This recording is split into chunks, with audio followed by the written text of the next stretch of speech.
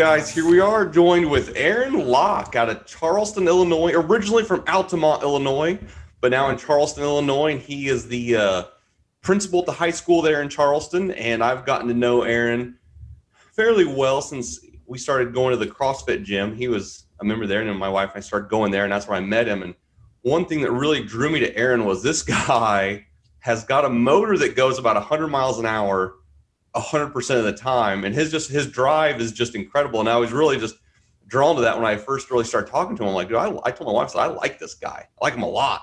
And then since then we've become friends, and now here we are. And I'd asked you to come on here and just talk to us, because I know that like most people don't have that next level drive. And there's some things that you've said to me over the past that we'll get into later that I thought were awesome. And so, Aaron, thanks for joining us. Yeah, happy to be here, Mike. I don't know if I've ever said anything that's really profound, but I'm interested to hear what those are later. One thing that I do think that I mentioned to you that I've told you, like, if I'm going to put the time in my life in being somewhere, I'm going to do it the best that I can do it.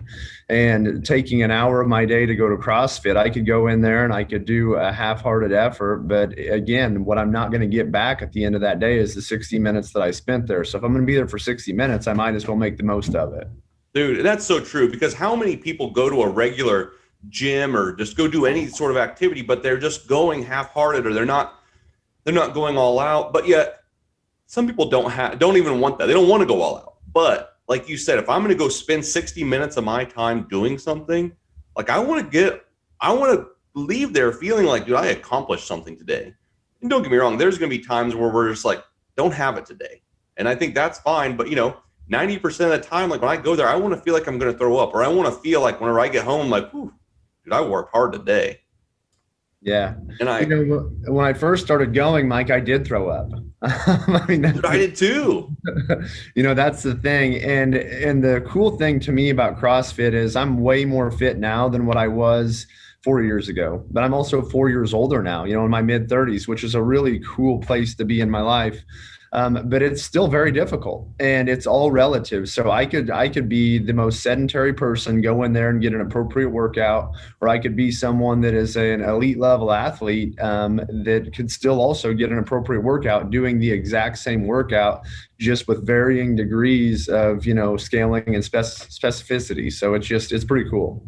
Yeah. And you make a good point there about just the relative, your fitness level. And I don't, this isn't a promo for CrossFit, but this is just where we went to, because, that's one thing we have in common. That's where we met. But like you said, whenever I go there, like I want to feel like I'm doing something. And there's athletes in there that maybe not even, I don't know if you want to call them athletes, but there are people in there going relative to their needs. There's some 250-pound women in there that are going there and they're getting what they need out of it. And I think that's just, it's awesome. And it's an awesome atmosphere. Like we've talked about before, like the community of people that are there to support each other, help each other, that want to grow and get better. It's just really cool. It's a cool place to be. But here's something I want to get into. So I know, was it last year? Oh no, it was 2 years ago. So you are a big mountain bike guy.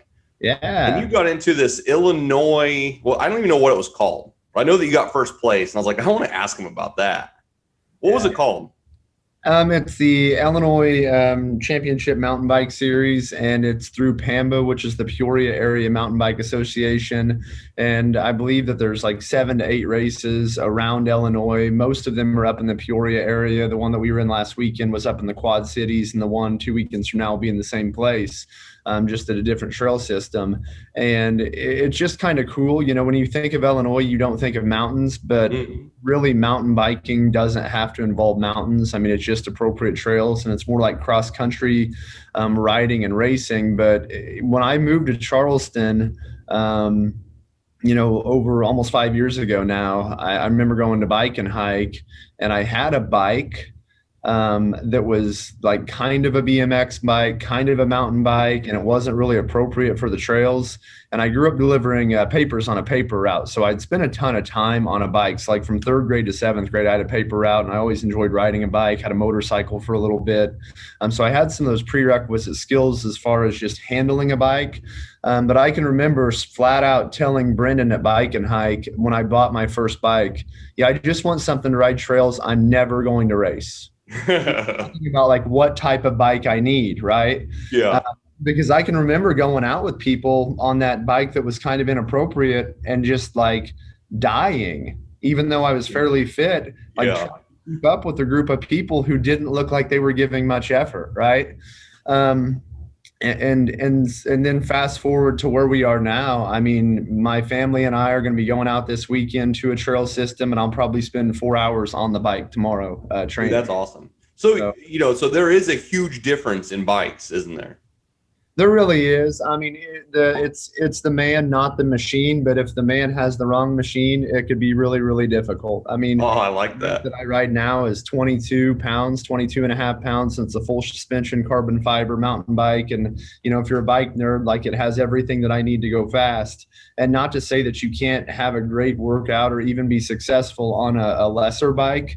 But my thoughts, Mike, when I got that bike, because it was really not a practical purchase. I mean, to be honest, it's not. But my thoughts were Yeah. this: when I knew I was going into that racing series 2 years ago, I never wanted to be able to blame the bike. There is no way that I wanted to have that excuse to be in the back of my mind so I could say, well, that person's bike is better than mine. So that's why I lost. Nonsense. If I lose a race, it's because someone's faster than me or because something happened in the race or you crash or something like that. But I wasn't going to blame the bike. I wanted to be able to blame myself. Yeah. So now we get into the series. And how many races are there throughout the year? Like I said, there's like 7 to 8, and it depends, on the year. And then what they do is they take your top 5 finishes and they award you points and then potentially bonus points for the additional races that you may do or that you may complete. And there's different levels and different distances that you're able to go. And depending upon your experience level, there's categories that you get bumped up to and you get moved up to. And then at the end of the year, they crown a champion in each category and then in each division as well. Nice. So how many races did you run that 2 years ago? I I guess I did. shouldn't say run, Yes. ride. So in my division, I did 5 races of the, I guess, 7 to 9 races, and I won those first 5 races. So it automatically guaranteed that I won the championship. So then what I did on the very last day, or on that 5th race day, the next division was starting like an hour later. And I was like, cool, I'm excited to go a longer distance. I'm excited to ride with these people. So I decided to like race that day, like right after Really? we completed a race. And I remember getting into that race and going, I'm just going to cruise for a while and like not be competitive. And then my wife said, you do know that you're you, right? Like you can't get into something and not be competitive. I mean, so it was fun. I mean, I ended up winning my age group in that race, and I think I got third overall in that Really? after running that race. So that was probably a really cool day. And then after that, I did one more race at Fay Pickering over in Marshall, and I did what's called the open race, which had all cats, and it was the longest distance. And I ended up winning that race as well, which was really really cool. And then last year, because of COVID, there was no racing season, so it didn't exist. And then we did have our first race of the series this past weekend. And what also has been cool is Amanda, my wife, raced last weekend as well, and she won the overall women's race in her division, which was really cool. Dude, that's awesome. Yeah. Now, where does this competitive drive of yours come from? Have you always had this competitive drive? Yeah. So, I mean, I don't know like if middle child syndrome is a real thing, but I was a middle child. And I had a brother that was 5 years older than me. And I Really? wanted to be like him and compete like him and do the things that he was doing. And if someone's 5 years older than you, they're going to naturally be better than you, right? They're 5 years older than you. They've hit puberty and they've matured and all that stuff. Then I have a younger brother that's 2 years younger than me that's a decent athlete as well.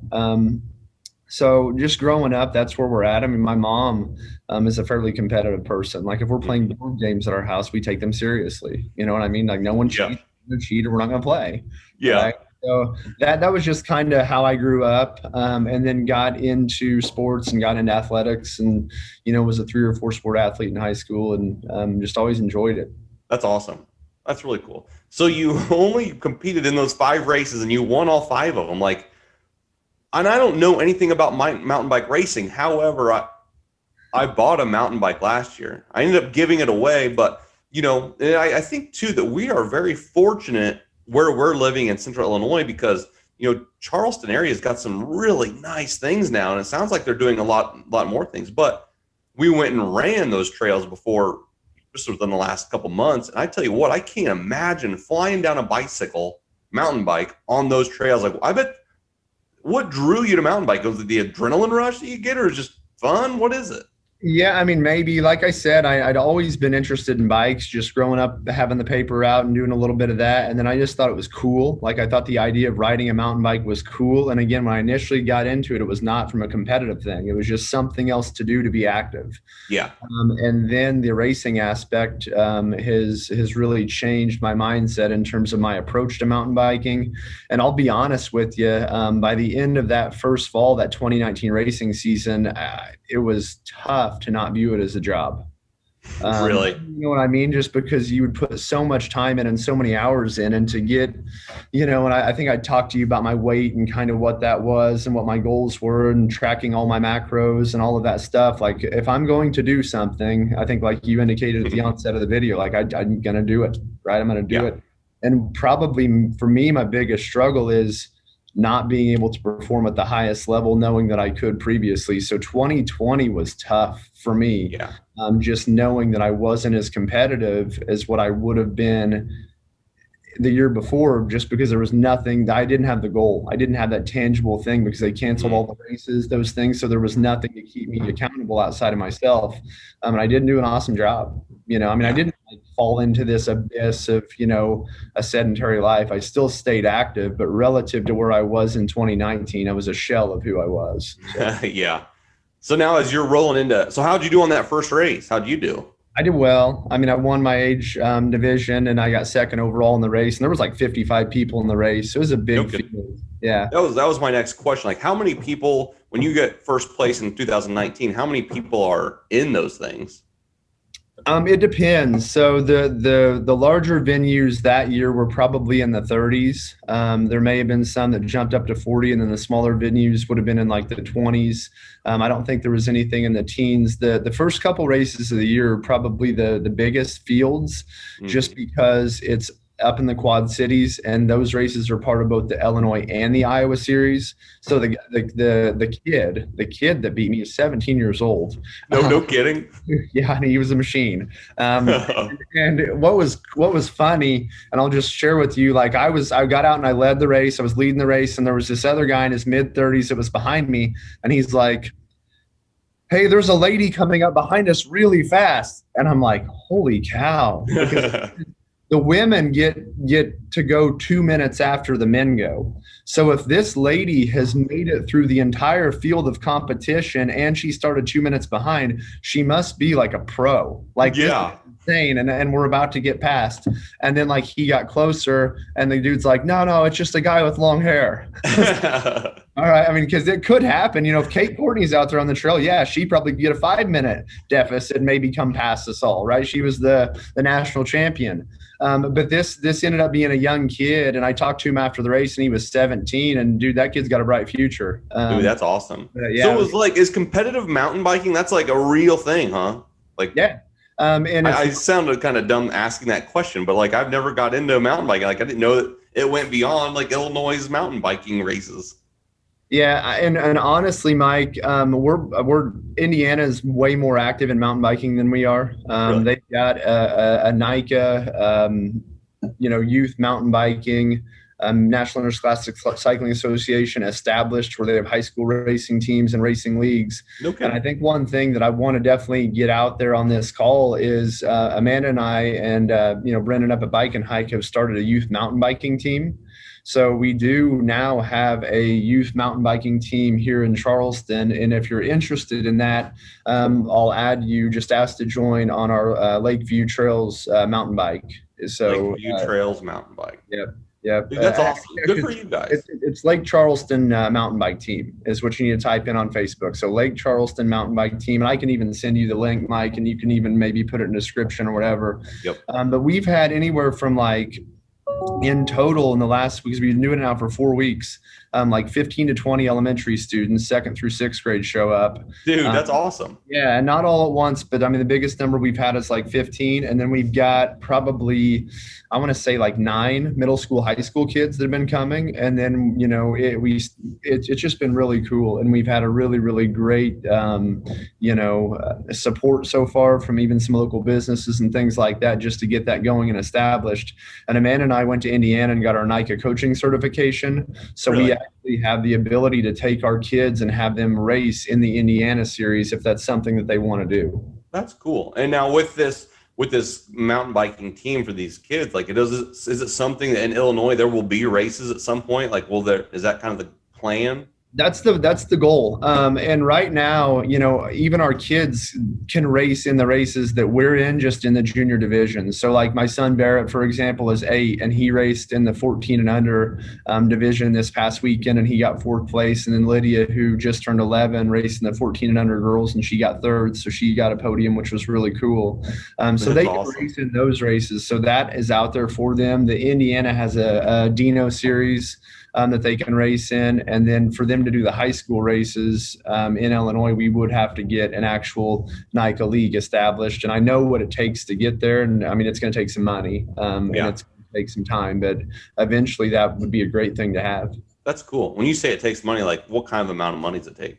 They say like 10 grand. Really? To basically fund the league, and then it's self-sustaining after that. But the initial cost is like that, because I asked that same question. I said, "What's the number? Like, what's the raw number?" And they said it's probably like 10 grand. So it's doable. Yeah, that is doable. I like that. That's cool. And now, so transitioning from mountain biking, like what else is there that you've done in your life that we can talk about that's awesome when it comes to this drive? Because I feel like one time you told me a story about like you were a gunslinger, or I don't remember what it was, but I remember you won something. I still remember what it was. So, I mean, probably, I did shoot 3-gun competitions for a little bit, which is pistol, rifle, shotgun, running around, being active. And I don't know how great I ever was at that, but like anything else, I mean, I spent a lot of time practicing while I was doing it, and I really, got into it, and it was just kind of a neat thing to do. And I did that down in, like the St. Louis area. They had a group called Gateway 3-Gun, and I went to some of their competitions. And really? That's been over in Altamont. So yeah. That's cool. So did you win? No, I didn't win. Oh, you didn't? Okay. I thought you won. But I think it's so cool though. I think I'm kind of the same way. If I go all in on something, or if I go in on something, it turns out that I'm all in. I've got one of those, I don't know that I'm like it's probably an addictive personality. Just like with CrossFit. Once I got in, I'm like, dude, I'm going all in on this. Or no matter what it is, I just kind of, if I'm going to read a book, I want to read the book from start to finish today. Like I need to find a better source of moderation. Like it's cool. I don't have to, get the 6-pack in one day, but so is there anything else cool that you've done like that? I would probably say some stuff. I mean, my obviously we can talk about family and stuff and how important that is. I coached for 10 years. Oh, did you really? I coached for a decade, and I coached basketball at the middle school and high school level for a decade, and then middle school cross country and track, and then high school track and soccer, prior to getting into administration. Oh, really? That I took just as serious as I do, my profession right now that I'm in, and I'm all in with the student athletes that I coached and how great that was. And I had some phenomenal experiences and was able to build some positive relationships and hopefully make a huge difference in the lives of a lot of kids. So that was something that I probably, undoubtedly went in with my whole heart, for sure. That's pretty cool. And, changing those, just because, knowing you, I know you're a good person, so I can only imagine the impact you had on these children was just phenomenal. So good for you, man. Yeah, we hope to. That. Being in this Structure U podcast, in this group, do you have any morning routines, or do you have any structure in your life that you kind of go by, that you try to follow on a consistent day-to-day basis? Yeah, and I think that varies, right? But the answer is try, absolutely. I try to tell you how specific I get, Mike, like every morning at 10 o'clock is when I have my Honeycrisp apple. Really? And when I was principal at Sandburg, like they called it apple o'clock. We Like, could just stroll the hallway eating our apple. yeah, because it was just one of those deals to where I love having that routine. And I would usually, like in 2019, I ate the same thing basically from the time I woke up until supper, like, or until dinner time with my family. Then it would eat whatever they're eating. But I mean, I had, my coffee, I had my same cereal, I had my same apple, I had my same RX bar, my same beef jerky, my same salad. That happened. Like, that was the nature, that the creature of habit that I'd become. And it was good because I found all things I liked. Like, I've not gotten tired of Honeycrisp apples. Okay. I mean, all the other apples, they can disappear for all I care, but I need that, every morning at 10. But then as far as my training goes, it does vary quite a bit. So, like right now, I mean, I got up this morning and I rode my indoor trainer. And then if we weren't going riding somewhere else this weekend, I do CrossFit this afternoon.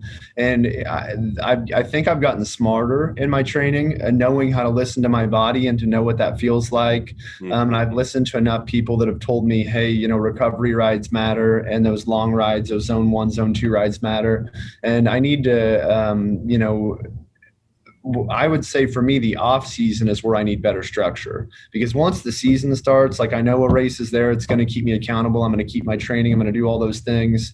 But what's been really cool now is I'm not losing family time to train. And 2 years ago, and I had the conversation with Amanda, at the end of the season, like, I didn't spend a ton of time away from home and everything worked out, but it was like a job. And when you're training that many hours a month, and you're losing time away from your family, it gets tough. But now that they're all in too, like, and my kids are now able to ride at a sustainable pace for a while, part of my training I can incorporate with them, which is a really, really cool thing because it gets them active and it gets them out. So that's kind of where we're at right now. That's awesome. And I don't feel like you're probably the dad that forces these things upon your kids. So it's cool that they're like naturally, they want to do these things, and you guys are able to do that as a family. Because I think too that, like, you're setting a great example. And my wife and I were talking about this yesterday. Actually, we're like, it's crazy that our kids, the advantage that they'll have in life, not because we work out, but because the way we live our lives and the things that they see us doing. Last night I was on a coaching call with, a couple of guys that Steve Weatherford, the punter for the New York Giants back in the day. So we're part of his coaching program. So he's leading this call with a couple other guys that are just super successful. And I'm listening to it in my truck. And I know I got all 3 kids in the back that are just listening to these types of things. So I'm like, being and I know that you love being a father. Like, that's the best job I've ever had at this point in my life, is just being a father to my kids and being that role model for them to grow up. And I think it's awesome that you guys are doing those types of things as a family. Yeah. Because in the school system, you are able to see now the good sides and the bad sides of how kids are being raised. And, you see the way some of these kids come to school not eating and stuff like that. That's tough. Mm-hmm. Yeah, I mean, and jobs and education have gotten a lot bigger, and I feel like we try to do a lot to support kids beyond their academic education. And I think that's important because, we do live in a broken world to where, not every situation's the same and not every situation's ideal. So we try to meet each kid where they are and provide them what they need so they can be successful, and still try to teach them those important things like work ethic, determination, grit, all of those soft skills. And, I think those are the things that we need to try to encourage students to have. And it's difficult because some situations are so difficult. It is hard, to not have the same level of support that other people have. But at the same time, there's all those stories of success for when students rise above the circumstances that they're in. And that's what we try to encourage, is just students to be the best version of who they can be. And, hopefully, like we talked about earlier, even as a coach, that we make an impact and that we're someone they can connect with, because the power is not in the program, even though, there's a ton of programming curriculum changes that we're making, even here at Charleston High School, that I think are going to really benefit kids and really provide them an awesome career path that they can move forward in. But the power is in the people, and the power is with the relationships that adults build with kids and showing them that they care and that they want what's best for them. So I think that putting that first is something that we need to try to do as a society. But then beyond that, having the right structure in place and having the right programs in place to ensure their success. Yes. And you hit the nail on the head. Relationships matter. I think that a long time, I was talking to a group the other day and I was like, somebody told me this at a young age, that your network equals your net worth. And somebody said, well, that's a book. I haven't read the book, but I was told that when I was younger, like, you start building these connections, building these relationships. It's going to help you when you grow in life, and maybe not every aspect of your net worth, but you get these relationships, somebody with their principal and you're their principal and they have these conversations with you and you're able to help them, lead them, help them to grow. It's just, what a cool position you're in, because you also see the need that these kids have, and there's, like you said, this crazy world that we're living in, it's good to have somebody like you. That's why I told my wife, because we had talked about moving, and I'm like, as long as Aaron's going to be the principal of Charleston, like, I don't want to leave. Like, I like what he's about. I like where he's headed in the direction he wants to take everything. Like, we're staying, So you have single-handedly kept us in Charleston. Well, thank you, Mike. I really think that you may be giving me way too much credit there. But I do appreciate that, and I feel like we are pretty like-minded in a lot of ways. You and I have talked about that I think that we're cut from a very similar cloth. Yeah. But I think Charleston's a great place to be, and I feel like there are a ton of things happening. This year has not been ideal for anybody. And in the school system, we're balancing all of this guidance and all of these things that we're getting and trying to make decisions that we really ultimately sometimes don't even have the ability to make, right? It's outside entities and things, having us make decisions and trying to balance all of the things happening. But what I'm excited about is moving forward and then, taking all of the positives that did come out of the situation we're in as far as, what do we learn? In any negative situation, anytime a student makes a mistake, we talk about the fact that mistakes happen, right? Or a bad situation happens. So what do we learn from it? So from the situation of like COVID and all the things, like, what are the positives that we can take out of COVID in terms of what were we forced to do? How were we forced to grow? And then utilize those to marry those to the things that were good before, and then moving forward, figure out which direction we need to go. And I feel like we've got a really good direction that we're headed right now as a district. So that's awesome. And, like you said, a lot of bad stuff happened in 2020, and it's still going on, but dude, we all learned so much from that year as well. And it's, I'm glancing outside and I see my 4-year-old son who's got a BB gun and a soda can, shaking it up. I can only imagine what's going to come of this. But, 2 more questions I got for you. So since you're in, and this is something I've been asking people, but you're in the school system, but if there was a curriculum or something that kids should be learning in school, what is it? So, I hope I can give you a pretty pointed answer on that, right? Yeah, I hope so. If we say we're doing it. And I would, so here's where we're at. One thing that we did was we did what's called the Portrait of a Graduate activity. Okay. What was that called? Portrait of a Graduate. Okay. We had teachers, community members, people from higher ed, people from the business world, administrators all get together and say, hey, at the end of a Charleston High School student's graduation, what character traits do they need to possess? What needs to happen in order for them to be successful? And then how can we be intentional to make sure that those things are happening? And a ton of that conversation, Mike, had very little to do with we need to raise test scores, or we need to provide them this content access or this educational program. A ton of it was about developing a work ethic, developing the soft skills, making sure someone can hold a conversation and building relationships and being a citizen that's civic minded, that cares about the needs of others, and all of those awesome things.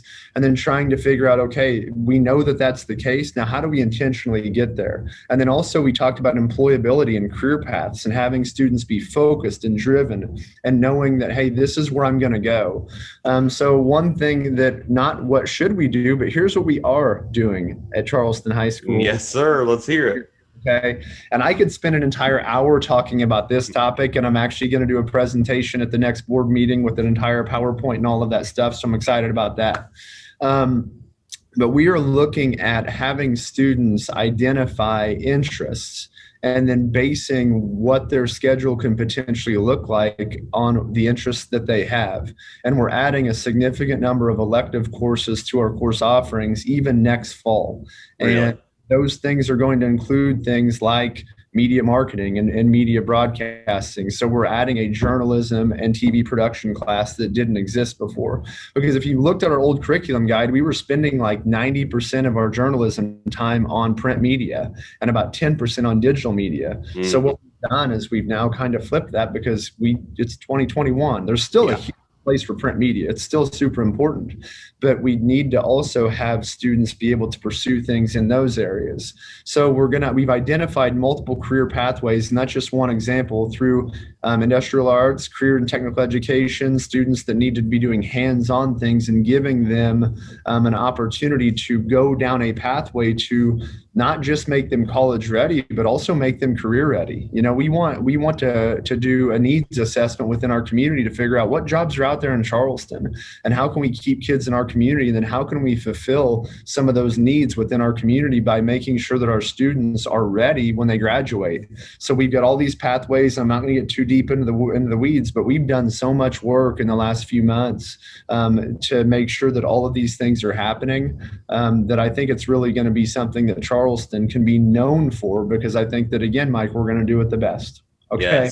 Yes, sir. That's awesome. So that's what I'm excited about. Dude, you sold me. We're not going anywhere now. Like, that's so cool though, because you know we need more forward thinking people that are going to do this, because in a society we live in, we're not giving people any reason to go to work. You know, the government giving, I don't know what unemployment is paying now, but it's more than some of these jobs, you know, people go work hard for. You can sit on a couch and get paid more. You know, we're not giving them any incentive to work hard. So I love what you're doing there.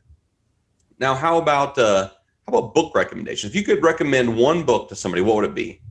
Man, I don't know that I have a book, right? But I will tell you, you know, obviously I'm a person of faith, and we've talked about that, Mike. So I mean, anything that's gonna, you know, maybe strengthen faith would be something that I think would be important for anyone. And there's tons of great authors out there and tons of great books out there.